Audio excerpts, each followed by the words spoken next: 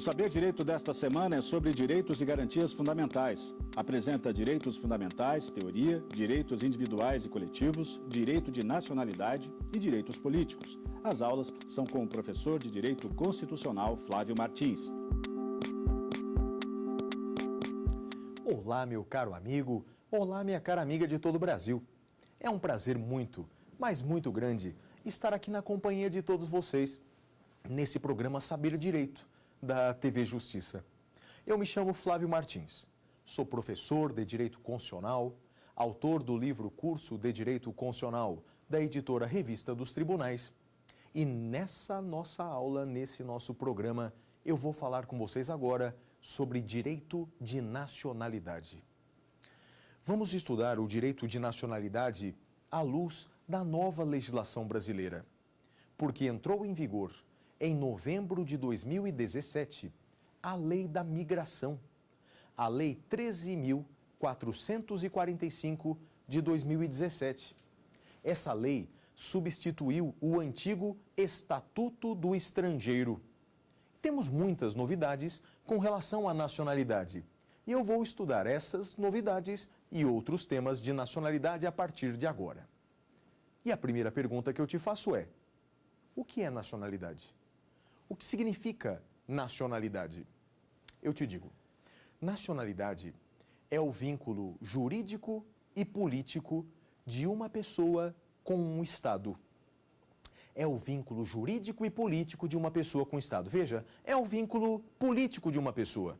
A possibilidade da pessoa interferir nas decisões políticas daquele Estado, votar, ser votada, etc.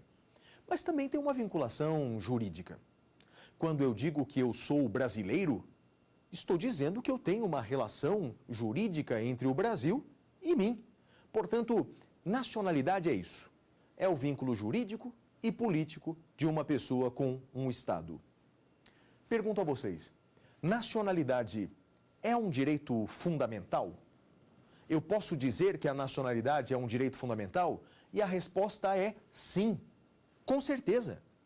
Nacionalidade é um direito fundamental. Está previsto tanto no nosso artigo 12 da Constituição Federal, como também está previsto em vários tratados internacionais sobre direitos humanos. Como, por exemplo, no Pacto de São José da Costa Rica, a Convenção Americana de Direitos Humanos tem um capítulo reservado ao direito de nacionalidade. Então, meu querido amigo, minha querida amiga, a nacionalidade é sim um direito fundamental, previsto formalmente na Constituição e em tratados internacionais sobre direitos humanos. Próxima pergunta. Existem pessoas sem nacionalidade? Será que é possível uma pessoa não ter nacionalidade? E eu te digo, é possível. Embora isso não seja muito comum e nem muito desejado pelo direito, existem pessoas sem nacionalidade. São os chamados apátridas, os apátridas. É possível, por exemplo, uma pessoa perder a nacionalidade que tinha. Nós vamos estudar ainda no programa de hoje quais são as hipóteses de perda da nacionalidade brasileira. E aí você verá que é possível aquele que era brasileiro deixar de ser brasileiro e, em situação extrema, se tornar um apátrida. Eu disse que isso é raro, isso não é muito comum, porque como o direito de nacionalidade é um direito fundamental, é natural que a perda desse direito fundamental não seja a regra, mas seja uma exceção. Tanto que a nova Lei da Migração tem dispositivo legal expresso para tentar ao máximo se evitar a apatridia, a situação do apátrida. Então, portanto, embora o apátrida seja raro e excepcional, mas é possível que ele exista. Ao longo da história, houve alguns apátridas muito famosos. Por exemplo, na Alemanha, uma das primeiras leis do governo de Adolf Hitler foi retirar dos judeus a nacionalidade alemã. E houve judeus famosos que perderam a nacionalidade alemã, como a filósofa Hannah Arendt, como o pai da psicanálise, o Freud, Sigmund Freud, que era judeu e perdeu a nacionalidade alemã. Então há casos famosos na história de apátridas. Próxima pergunta. Quais são os tipos de nacionalidade que nós temos? Quais são as espécies de nacionalidade? É simples. São dois tipos. Nós temos a nacionalidade originária, também chamada primária, e temos a nacionalidade secundária ou adquirida. Nacionalidade originária e nacionalidade secundária ou adquirida. Qual a diferença? Nacionalidade originária é aquela adquirida pelo nascimento. O sujeito já nasce com ela. Ele já nasce brasileirinho. Ele já nasce argentino. Ele já nasce mexicano. Essa é a nacionalidade originária. No caso brasileiro, essa nacionalidade originária está apenas e tão somente na Constituição Federal. Então, nacionalidade originária só na Constituição Federal, no artigo 12 da Constituição Federal. Para ser preciso, é o artigo 12, inciso 1º da Constituição. Então, nacionalidade originária você só encontra na Constituição Federal. São 4 casos de nacionalidade originária que eu já vou explicar e que estão lá no artigo 12 da Constituição Federal. Artigo 12, inciso 1º da Constituição. Mas antes, um alerta. Existem 2 tipos famosos, 2 casos, 2 critérios famosos para aquisição da nacionalidade originária. Cada país adota o critério que quiser, ou até uma combinação desses 2 critérios. São eles: ius solis, que é o critério territorial. Ius solis. Nasceu no Brasil, brasileirinho é. Nasceu na Argentina, argentinozinho é. E assim por diante. Esse é o critério territorial. O que importa é onde a criança nasceu. Outro critério possível é o critério do ius sanguinis. É o critério sanguíneo. É o critério da ascendência. Não importa onde a pessoa nasceu. O que importa é de quem a pessoa é filho. Filho de português, portuguesinho é. Filho de italiano, italianinho é. Esse é o critério do ius sanguinis. E esses são os 2 critérios principais. Cada país adota o critério que quiser e pode até fazer combinações entre esses 2 critérios, como é o caso brasileiro. Essa é, portanto, a nacionalidade originária. Aquela nacionalidade originária ou primária, adquirida pelo nascimento. No caso brasileiro, está no artigo 12, inciso 1º da Constituição. E existem 2 critérios tradicionais, o ius solis e o ius sanguinis. Agora, e a outra nacionalidade? A nacionalidade secundária ou adquirida é aquela adquirida por um ato posterior de vontade. O sujeito vem para o Brasil e voluntariamente adquire a nacionalidade brasileira. Então, nacionalidade secundária ou adquirida é essa, adquirida por um ato posterior de vontade. Que ato é esse? É a naturalização. É a naturalização. O indivíduo vem para o Brasil e voluntariamente se naturaliza brasileiro. Estamos falando, portanto, da naturalização. As hipóteses de naturalização nós vamos estudar no programa de hoje, mas estão previstas tanto na Constituição Federal, no artigo 12, inciso 2 da Constituição Federal, como também na Lei da Migração, aquela Lei 13.445 de 2017. Então, hipóteses de naturalização não estão apenas na Constituição, mas também estão na lei infraconstitucional. E no programa de hoje nós vamos estudar os casos atuais, segundo a lei atual, sobre naturalização. Só um alerta. Essa lei que pode tratar sobre naturalização é necessariamente lei federal. Não é lei estadual, não é lei municipal, é lei federal. Isso porque legislar sobre nacionalidade é competência privativa da União. Está no artigo 22 da Constituição Federal.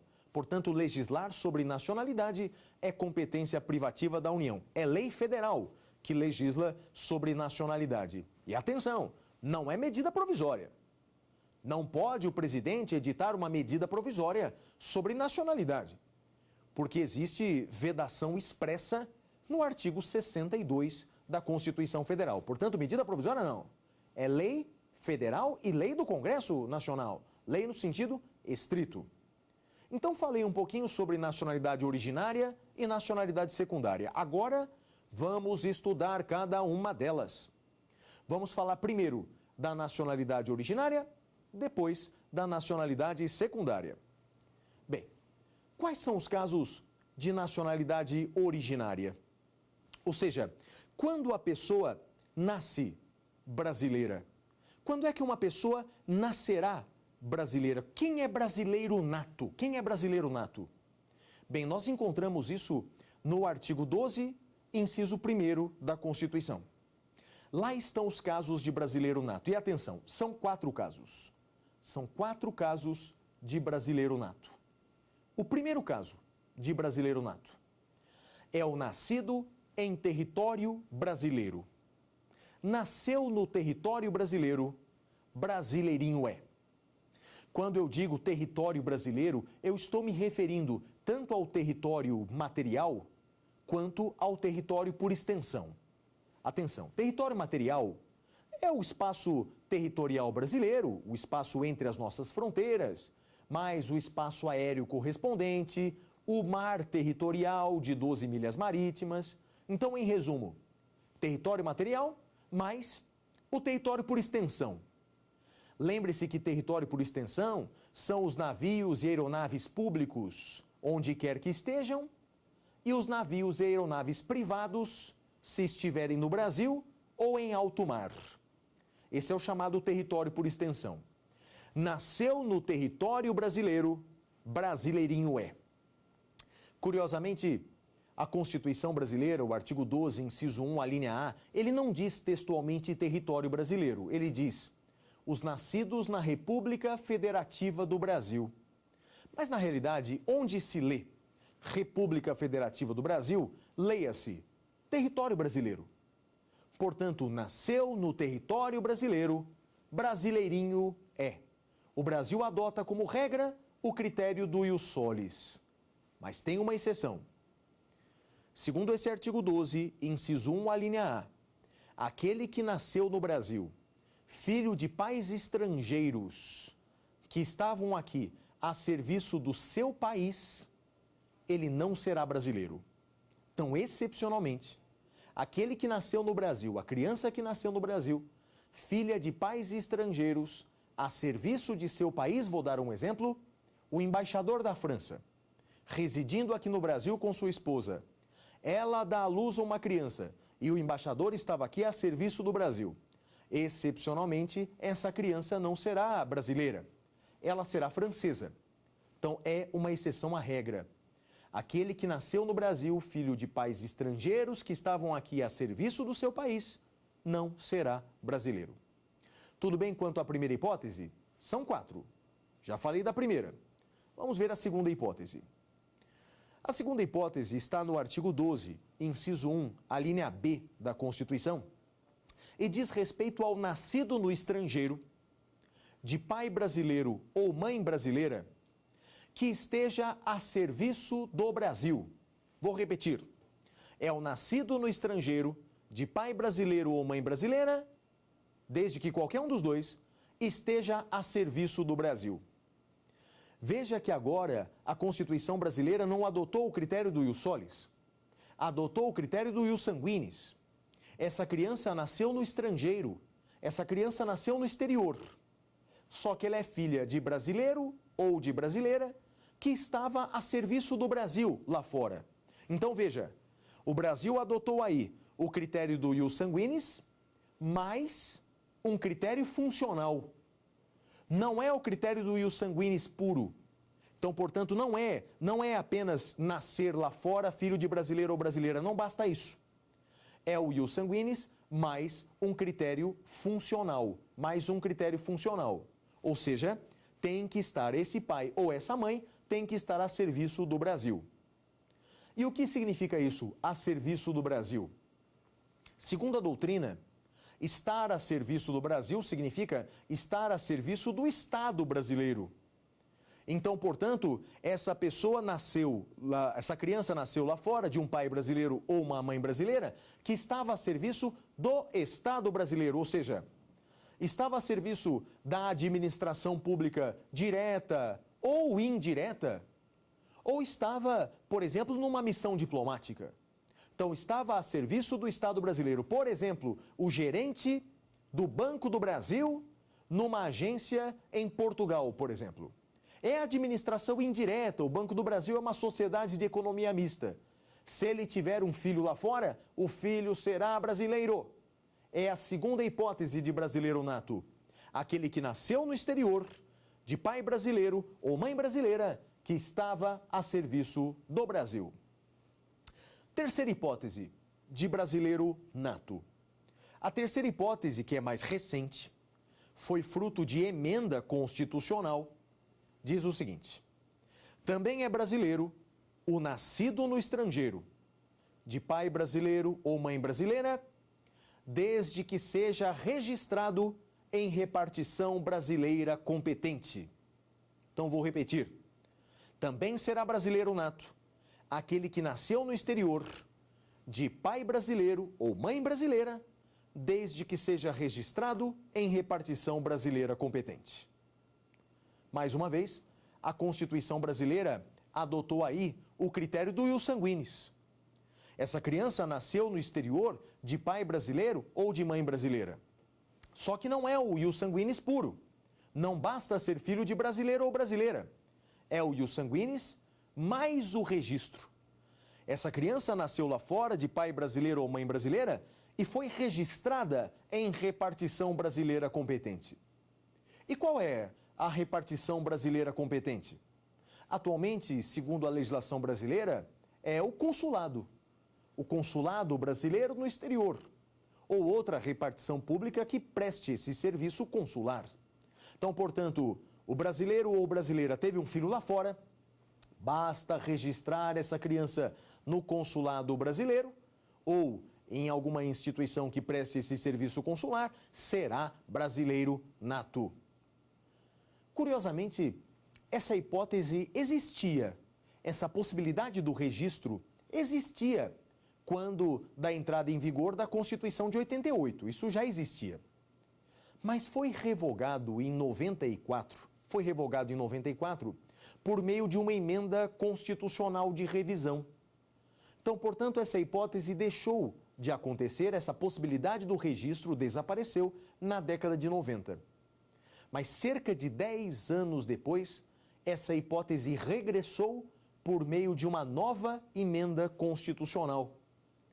É que a revogação dessa terceira modalidade acabou ensejando milhares, 200 mil aproximadamente, apátridas pelo mundo afora. Por essa razão, o Constituinte reformador corrigiu o erro e regressou com essa hipótese do registro da nacionalidade brasileira. Registrar a criança no consulado como brasileiro nato. Esse é o terceiro caso de nacionalidade originária que temos. Quarto e último caso de nacionalidade originária, quarto e último caso de brasileiro nato, é a hipótese do nascido no estrangeiro, de pai brasileiro ou mãe brasileira, desde que venha a residir no Brasil e opte pela nacionalidade brasileira. Então, portanto, é aquele que nasceu no exterior, nasceu lá fora, de pai brasileiro ou mãe brasileira, mas que veio a residir no Brasil e optou pela nacionalidade brasileira. Essa terceira hipótese é a mais diferente, porque ela consiste na soma de 3 requisitos. São 3 requisitos necessários. Primeiro, o ius sanguinis. Tem que ser filho de brasileiro ou brasileira nascido no exterior. Segundo requisito, tem que fixar residência no Brasil. Tem que vir morar aqui no Brasil. E terceiro requisito, tem que optar pela nacionalidade brasileira. Ele tem que optar. E deixa eu explicar essas 3 hipóteses, esses 3 requisitos. O primeiro requisito você já conhece. Nasceu lá fora, de pai brasileiro ou mãe brasileira, portanto é o ius sanguinis. Basta que o pai ou a mãe seja brasileiro. O segundo requisito, ele tem que fixar residência no Brasil. E atenção para a informação. Essa fixação da residência pode se dar a qualquer momento, a qualquer tempo. Ele pode fixar residência no Brasil. Pode vir depois da maioridade, depois da maturidade, inclusive. Ele pode vir morar aqui no Brasil. A qualquer tempo ele pode fixar residência. E o terceiro requisito, ele tem que optar pela nacionalidade brasileira. Tem que fazer uma opção pela nacionalidade brasileira. Essa opção pela nacionalidade se faz onde exatamente? Onde faz essa opção? É na Justiça Federal. Segundo o artigo 109, inciso 10 da Constituição Federal, compete à Justiça Federal recolher essa opção pela nacionalidade brasileira. Então é uma opção feita na Justiça Federal. Mas veja, é uma hipótese de jurisdição voluntária. Não há réu, não há um contencioso. Então aplica-se o Código de Processo Civil no capítulo referente ao procedimento da jurisdição voluntária. Então é na Justiça Federal que se faz essa opção pela nacionalidade brasileira. E essa opção pela nacionalidade é um ato personalíssimo, somente a pessoa poderá fazer, é um ato personalíssimo, e só pode ser feito depois de atingida a maioridade. Então é um ato personalíssimo e que só pode ser feito depois de atingida a maioridade. Meus queridos amigos, esses são os 4 casos de brasileiros natos. 4 hipóteses previstas no artigo 12, inciso 1º da Constituição Federal. Agora vamos falar sobre a naturalização. O que é a naturalização? A naturalização é um processo administrativo por meio do qual um estrangeiro passa a adquirir a nacionalidade brasileira. Então é um processo administrativo. Atenção para a diferença. Com a nova Lei da Migração, a Lei 13.445 de 2017, o processo de naturalização se tornou 100% administrativo. Até 2017, era um processo misto. Tinha uma parte administrativa e uma parte jurisdicional na Justiça Federal. Essa segunda parte, ela foi suprimida pela nova Lei da Migração. Portanto, hoje, o processo de naturalização é 100% um processo administrativo. O requerimento é feito perante a Polícia Federal e a decisão cabe ao Ministro da Justiça e Segurança Pública. O momento da aquisição da nacionalidade brasileira por meio da naturalização será um ato publicado no Diário Oficial da União, um ato do Ministro da Defesa e Segurança Pública. Essa é uma primeira mudança que houve com a Lei da Migração. O processo de naturalização que era misto, agora é um processo administrativo, que tramita no Ministério da Justiça. Então, naturalização é esse processo administrativo, por meio do qual, por ato voluntário da pessoa, ela se torna brasileira. A naturalização, portanto, no Brasil, é uma naturalização expressa. A pessoa, o estrangeiro, opta por adquirir a nacionalidade brasileira. Mas vou te contar um caso interessante de naturalização diferente que houve no passado brasileiro. Na segunda Constituição brasileira, na Constituição de 1891, conhecida como Constituição de Rui Barbosa, houve um caso diferente de naturalização. Houve a chamada naturalização tácita, ou grande naturalização. Para entender o que foi essa naturalização, você precisa imaginar o contexto histórico em que estávamos. 1891. O Brasil acabava de proclamar a República e pouco antes disso acabara de abolir a escravidão. Então, como era o Brasil no final do século XIX? Bem, havia aqui no Brasil pessoas das mais variadas nacionalidades. Pessoas vindas da África, pessoas vindas da Ásia, da Europa, cada qual com sua nacionalidade. sabe o que fez? A Constituição de 1891, sabe o que ela fez? Ela disse o seguinte: todos que estavam no Brasil no dia 15 de novembro de 1889, que é o dia da proclamação da República, todos que estavam no Brasil nesse dia são brasileiros.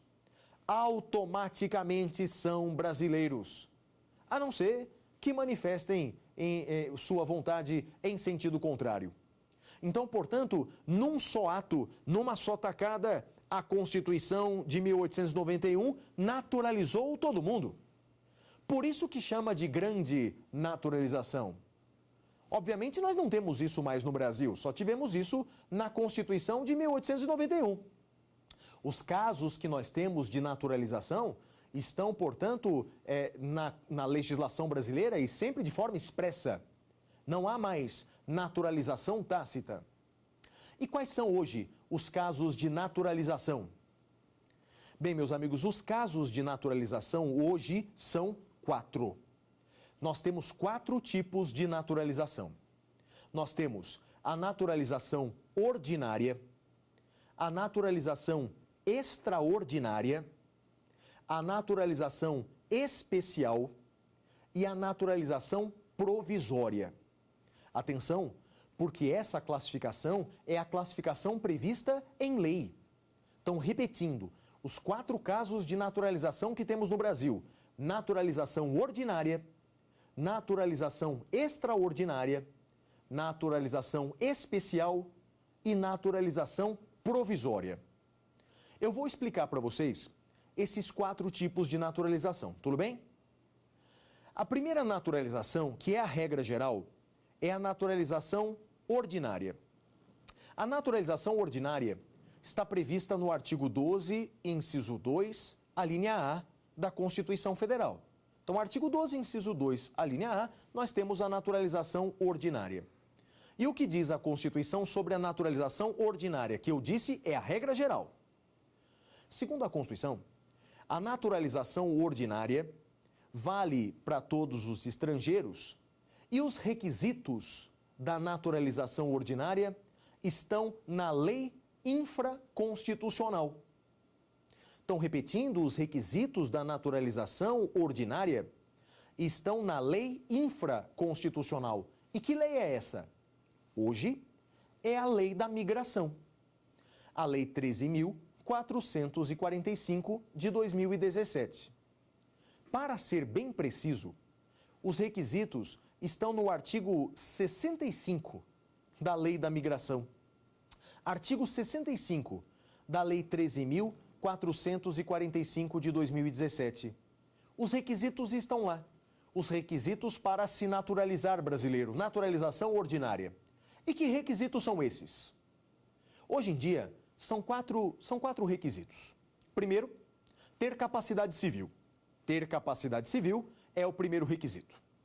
Segundo requisito, e talvez o mais importante, residir no Brasil por pelo menos 4 anos. Residência no Brasil por 4 anos. Capacidade civil, residência no Brasil por 4 anos, se comunicar em língua portuguesa, tem que saber ler e escrever e se comunicar de alguma forma. Não precisa ser um expert da língua portuguesa, um poeta, um Machado de Assis, mas tem que se comunicar minimamente por meio da língua portuguesa e sem condenação penal. Sem condenação penal, salvo aquelas hipóteses de reabilitação que está prevista no Código Penal e serve para apagar aqueles antecedentes criminais. Então, recapitulando, 4 requisitos para a naturalização ordinária, previstos nesse artigo 65 da Lei da Migração. Nós temos, então, capacidade civil, residir no Brasil por 4 anos, sem condenação penal, então, capacidade civil, residir no Brasil por 4 anos, se comunicar em língua portuguesa e sem condenação penal. 2 observações com relação a esses requisitos. Observações importantes. Observação número 1. Ainda que preenchidos esses 4 requisitos, o estrangeiro não terá direito subjetivo à naturalização. Ainda que preenchidos esses requisitos, é um ato de soberania do Estado brasileiro aceitar ou não o pedido de naturalização. Então, preenchidos os 4 requisitos, ele não tem direito subjetivo à naturalização. O Estado brasileiro pode dizer não. Quer saber uma diferença interessante? Mais uma diferença interessante feita por essa lei da migração? Antigamente, os requisitos da naturalização estavam no Estatuto do Estrangeiro. E havia, nessa legislação já revogada, havia 2 requisitos que não existem mais. Um dos requisitos era ter boa saúde. Para se naturalizar brasileiro, tinha que ter boa saúde. A ideia era, de doente bastamos nós. Então, o doente não pode se naturalizar brasileiro. E outro requisito era ter condições financeiras. Ter um emprego para se sustentar ou ter o dinheiro suficiente para se manter no Brasil. A ideia era, de pobre bastamos nós. Não vamos naturalizar o pobre, o miserável. Bem, isso não existe mais no Brasil. Não está mais na lei brasileira. Boa saúde e condições financeiras não são mais condições, requisitos para a naturalização. Mais uma observação interessante sobre essa naturalização ordinária. Eu falei que o prazo para residir no Brasil é de 4 anos, não é? Mas, curiosamente, a lei da migração, lá no seu artigo 65, ela prevê algumas exceções. Alguns casos em que esse prazo de 4 anos é reduzido para 1 ano. É o caso do estrangeiro que tem cônjuge ou companheiro brasileiro, ou tem filho brasileiro, ou então uma hipótese interessante. É aquele estrangeiro que tem uma extrema habilidade profissional, uma especial habilidade profissional. Eu imagino, por exemplo, um jogador de futebol argentino que vem para o Brasil, um jovem argentino que vem para o Brasil, e é um espetáculo. O novo Messi, o novo Maradona. Numa situação como essa, a lei da migração, sabiamente, ela antecipa a possibilidade de naturalização. Vamos naturalizar o menino antes que ele jogue pela seleção argentina. É uma possibilidade que a lei traz. E uma última coisa, sobre naturalização ordinária. A Constituição brasileira, lá no artigo 12, inciso 2, a linha A, a Constituição ela dá um tratamento especial para um grupo de estrangeiros. Um tratamento diferente, um tratamento especial para um grupo de estrangeiros. Eu estou me referindo aos estrangeiros oriundos dos países de língua portuguesa. O angolano, o português, ou aquele que vem de Moçambique, Guiné-Bissau, Timor-Leste, São Tomé e Príncipe. O angolano, por exemplo, e os demais estrangeiros oriundos desses países de língua portuguesa. Para se naturalizarem brasileiros, bastam 2 requisitos. Bastam 2 requisitos. Residência no Brasil por 1 ano e idoneidade moral. Residência no Brasil por 1 ano e idoneidade moral. E quem decidirá ou não pela naturalização é o ministro da Justiça. A pessoa se torna brasileira a partir da publicação do ato do ministro da Justiça no Diário Oficial. Segundo caso de naturalização é a naturalização extraordinária, também chamada de quinzenária. Tem esse nome, quinzenária, porque tem a ver com 15 anos, não é? Ela está prevista no artigo 12, inciso 2, a linha B da Constituição Federal. Naturalização extraordinária ou quinzenária, como funciona? Segundo esse dispositivo constitucional, todo estrangeiro, qualquer estrangeiro, de qualquer nacionalidade, poderá se naturalizar brasileiro desde que preenchidos 2 requisitos. Desde que resida no Brasil por 15 anos ininterruptos, sem condenação penal. Residência no Brasil por 15 anos ininterruptos, sem condenação penal. Então vamos por partes. Residir no Brasil por 15 anos ininterruptos. Ele pode até sair do Brasil, pode viajar para o exterior, pode levar os filhos para Disney, por exemplo, desde que a residência seja no Brasil por 15 anos ininterruptos. E sem condenação penal. No nosso entender, por conta do princípio da presunção de inocência, condenação penal transitada em julgado. Preenchidos esses 2 requisitos, o estrangeiro tem direito subjetivo à naturalização. Atenção para esse detalhe. Quando os requisitos da naturalização ordinária estão preenchidos, não há direito subjetivo. Aqui há. Na naturalização extraordinária ou quinzenária, preenchidos esses dois requisitos, o estrangeiro terá direito subjetivo à naturalização. E quais são os outros dois casos de naturalização? Bem, são aqueles previstos na Lei da Migração. Na nova Lei da Migração, que prevê dois casos diferentes de naturalização. Nós temos a naturalização especial e nós temos a naturalização provisória. Naturalização especial, naturalização provisória. A naturalização especial está prevista no artigo 68 da Lei da Migração. Então, o artigo 68 da Lei da Migração prevê os casos de naturalização especial. Essa naturalização especial, ela vale para dois casos, basicamente. Vale para o estrangeiro que trabalha a serviço do Estado brasileiro lá fora. Imagina um estrangeiro que trabalha no consulado brasileiro, que trabalha na embaixada brasileira ou para a administração pública brasileira lá fora. Esse estrangeiro terá o direito de se naturalizar depois de 10 anos de serviços prestados para o Estado brasileiro.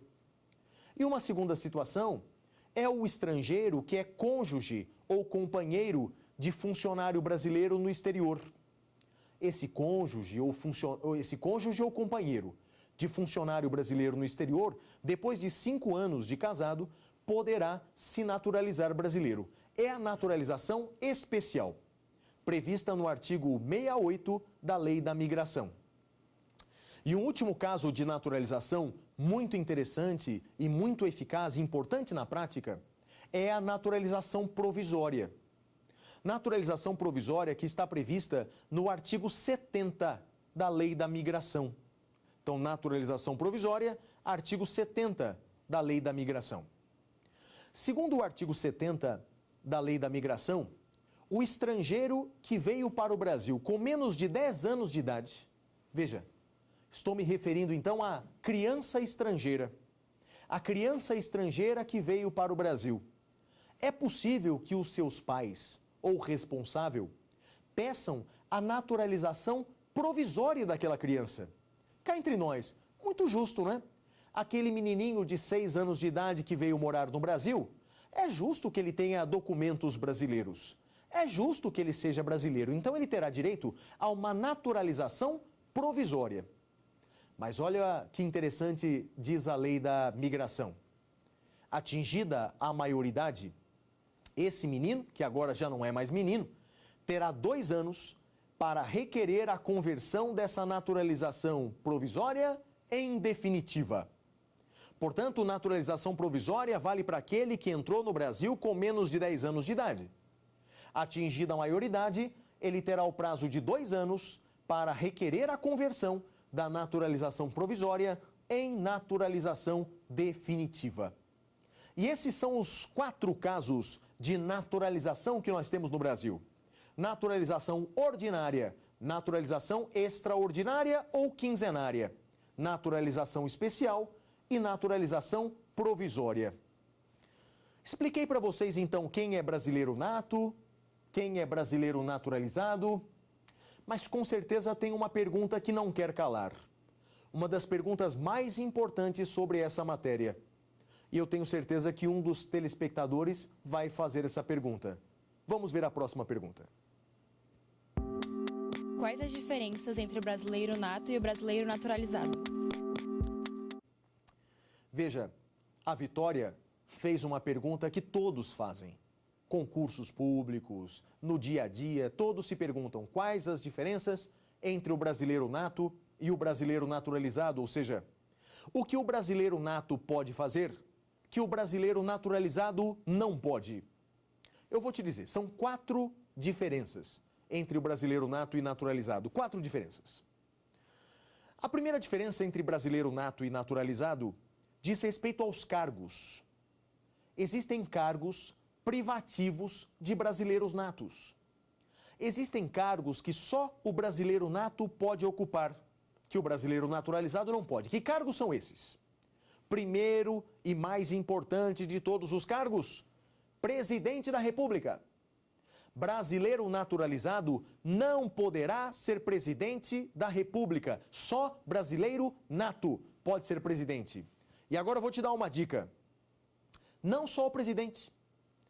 Todos os cargos que chegam à presidência são cargos privativos de brasileiros natos. Todos aqueles cargos que podem um dia chegar na presidência são cargos privativos de brasileiros natos. Vamos ver quem são? Além do presidente, vice-presidente. É o segundo na linha sucessória presidencial. Vice-presidente tem que ser brasileiro nato. Presidente da Câmara dos Deputados. É o terceiro na linha sucessória. Presidente da Câmara dos Deputados. Presidente do Senado. É o quarto na linha sucessória. Presidente do Senado. E por último, ministro do STF. Para ser ministro do Supremo Tribunal Federal, para ser ministro do STF, tem que ser brasileiro nato. Meus amigos, esses cargos são privativos de brasileiros natos, mas cuidado com a pegadinha, cuidado. Brasileiro naturalizado pode ser deputado federal? Pode, pode. Só não pode ser presidente da Câmara dos Deputados. Brasileiro naturalizado pode ser senador? Pode ser senador. Só não pode ser presidente do Senado. Só não pode ser presidente do Senado. É cargo privativo de brasileiro nato. Brasileiro naturalizado pode ser ministro do STJ? Pode ser ministro do STJ. Só não pode ser ministro do STF, pois é cargo privativo de brasileiro nato. E além desses cargos privativos de brasileiros natos, há outros três, que também só o brasileiro nato pode ocupar. Oficial das Forças Armadas. Oficial das Forças Armadas. Oficial, meus amigos, é tenente para cima. Então, brasileiro naturalizado não pode ser tenente, coronel, capitão, general. Não pode ser oficial das Forças Armadas. Não pode também ocupar cargos na carreira diplomática. Cargos na carreira diplomática também não pode ocupar, como, por exemplo, embaixador. Não pode ser embaixador brasileiro lá fora, é cargo privativo de brasileiro nato. E o último cargo privativo de brasileiro nato, o ministro da Defesa. De todos os ministérios que nós temos, Ministério da Saúde, da Cultura, da Educação, etc, etc. O único ministro que necessariamente tem que ser brasileiro nato é o ministro da Defesa. E atenção, porque esse rol é taxativo. Todos os outros cargos que você pode imaginar podem ser ocupados por brasileiros natos ou naturalizados. Mas tem outras três diferenças. Uma próxima diferença diz respeito à extradição. Isso é muito importante. Extradição. Extradição passiva. O que é extradição passiva? Primeiro, extradição. Extradição é o envio de uma pessoa para outro país para que lá ela seja processada ou cumpra pena. Repetindo, extradição é o envio de uma pessoa para outro país para que lá ela seja processada ou cumpra pena. A extradição, ela pode ser passiva ou ativa. Extradição ativa é aquela que o Brasil pede a extradição para cá. O Brasil pede o envio de alguém para cá para processarmos, aplicarmos a pena. Extradição passiva é aquela que o Brasil envia alguém para o exterior. O Brasil envia alguém para ser julgado lá fora, isso é extradição passiva. E a diferença está na extradição passiva. Veja como funciona. Brasileiro nato, nunca poderá ser extraditado do Brasil. Brasileiro nato nunca poderá ser extraditado do Brasil para outro país. Houve um caso famoso. Os Estados Unidos, certa vez, pediram a extradição de Fernandinho Beiramar por conta do tráfico internacional de drogas. E o Brasil disse, não podemos extraditar. Fernandinho é brasileiro nato e não podemos extraditar para outro país um brasileiro nato. Brasileiro nato nunca pode ser extraditado. E o brasileiro naturalizado? Ele pode ser extraditado do Brasil? Em que situações um brasileiro naturalizado poderá ser extraditado do Brasil? Existem, meus amigos, duas situações. A primeira situação é crime praticado antes da naturalização, crime praticado antes da naturalização, ou tráfico de drogas. E aí tanto faz se o tráfico de drogas foi praticado antes ou depois da naturalização. Então guarde bem, o brasileiro naturalizado ele poderá ser extraditado do Brasil em dois casos: crime anterior à naturalização e tráfico de drogas, não importa se foi praticado antes ou depois da naturalização. Como eu disse, o brasileiro nato nunca poderá ser extraditado do Brasil. Agora, duas observações. Brasileiro nato realmente não pode ser extraditado, é fato. Mas ele pode ser entregue para o Tribunal Penal Internacional. É outra coisa. Então, se um brasileiro nato ou naturalizado pratica um crime contra a humanidade de competência do Tribunal Penal Internacional, é possível o ato de entrega desse brasileiro para ser julgado pelo Tribunal Penal Internacional, porque a entrega não se compara com a extradição. Falei, portanto, de uma importante diferença entre brasileiro nato e naturalizado. E uma última coisa sobre a extradição. Recentemente, vários jornais noticiaram que, pela primeira vez na história do Brasil, uma brasileira nata foi extraditada para os Estados Unidos para ser julgada lá por homicídio. Bem, essas notícias não são verdadeiras, elas contêm um grave erro. Essa brasileira realmente era brasileira nata. Ela se mudou para os Estados Unidos e lá ela se naturalizou americana. Se naturalizou voluntariamente americana. Por essa razão, por ato do ministro da Justiça, ela deixou de ser brasileira. É uma das hipóteses de perda da nacionalidade. O Brasil tem dois casos de perda da nacionalidade. Ou por sentença transitada em julgado que cancela a naturalização, ou por aquisição voluntária de outra nacionalidade. Foi o que essa moça fez. Se naturalizou voluntariamente americana e, por ato do ministro da Justiça, deixou de ser brasileira. E lá nos Estados Unidos, ela matou o marido. Como ela não é mais brasileira, ela teve a naturalização, a nacionalidade cancelada por ato do ministro da Justiça, ela foi extraditada para lá. Mas ela não é mais brasileira, ela é americana. Lembre-se que o brasileiro nato nunca poderá ser extraditado do Brasil. Outras duas diferenças, as duas últimas diferenças entre o nato e o naturalizado, são as seguintes.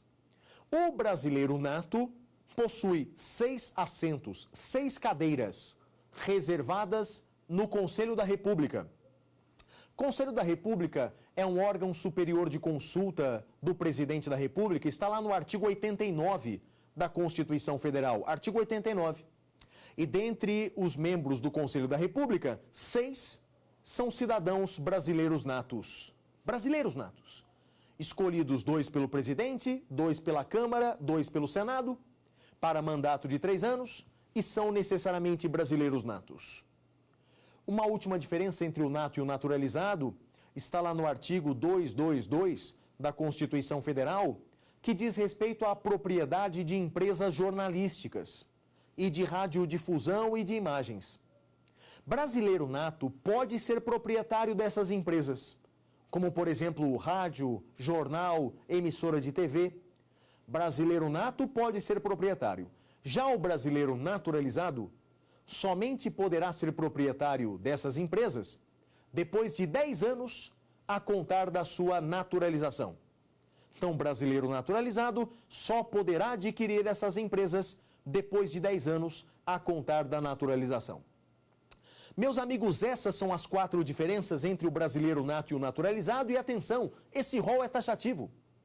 Segundo a Constituição Federal, a lei infraconstitucional não pode estabelecer outras diferenças entre o brasileiro nato e o brasileiro naturalizado. Só a Constituição pode estabelecer diferenças. A lei não pode estabelecer. E esse rol é taxativo. Essas são as 4 diferenças entre brasileiro nato e brasileiro naturalizado. Mas eu creio que por conta dessa nova lei da migração, Muitos estudantes de direito devem ter algumas dúvidas. Vejamos a dúvida do próximo telespectador. Vamos a ela. Quais as principais mudanças decorrentes da nova lei de imigração?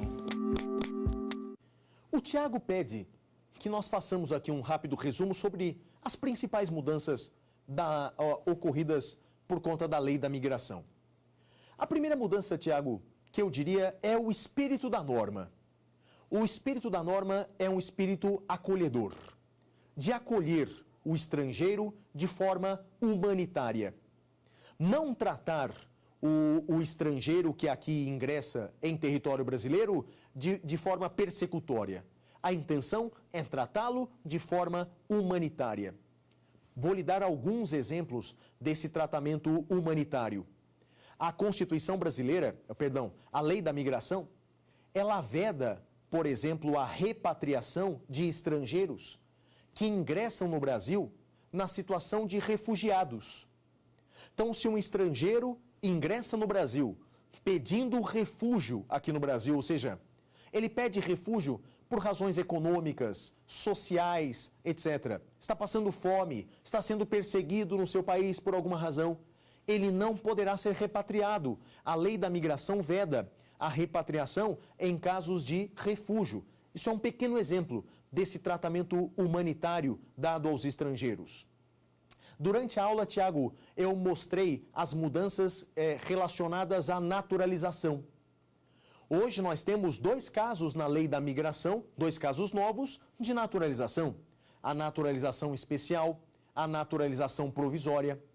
E além disso, Tiago, lembre-se que mudaram os requisitos da naturalização ordinária. Ter boa saúde, ter condições financeiras não são mais requisitos para a naturalização ordinária. E outra mudança grande, muito grande, ocorrida na lei da migração, diz respeito àqueles institutos de deportação e expulsão. Mudaram muito. Deportação e expulsão. Antes, com o Estatuto do Estrangeiro, era possível a prisão do estrangeiro em vias de ser deportado. Prisão do estrangeiro em vias de ser expulso. Essas prisões não existem mais. Estas prisões cautelares do estrangeiro em vias de deportação ou expulsão não mais existem. Eles aguardarão o processo em liberdade. E uma outra diferença enorme. Antes, a expulsão podia ser decretada pelo presidente da República por qualquer ato atentatório ao interesse nacional. Tanto que já houve no passado um presidente que decretou a expulsão de um jornalista porque não gostou da sua reportagem. Agora não. Agora a expulsão tem um rol taxativo. Só se pode expulsar um estrangeiro se ele for condenado à pena privativa de liberdade. Não é por qualquer ato de vontade do presidente, não. É só se o estrangeiro for condenado por crime, por sentença transitada em julgado, à pena privativa de liberdade. Então, meu caro Tiago e meus caros telespectadores da TV Justiça, a grande mudança dessa lei da migração é no espírito do tratamento dado ao imigrante que vem ao Brasil, sobretudo aquele que vem na situação de refúgio e aquele que visa a obter a nacionalidade brasileira. E assim, meu caro amigo, minha cara amiga, terminamos mais esse bloco do programa Saber Direito. Eu te espero no próximo programa. Até lá! Ficou com dúvidas? Então mande um e-mail para saberdireito@stf.jus.br. E você também pode estudar pela internet. Basta acessar o site tvjustiça.jus.br.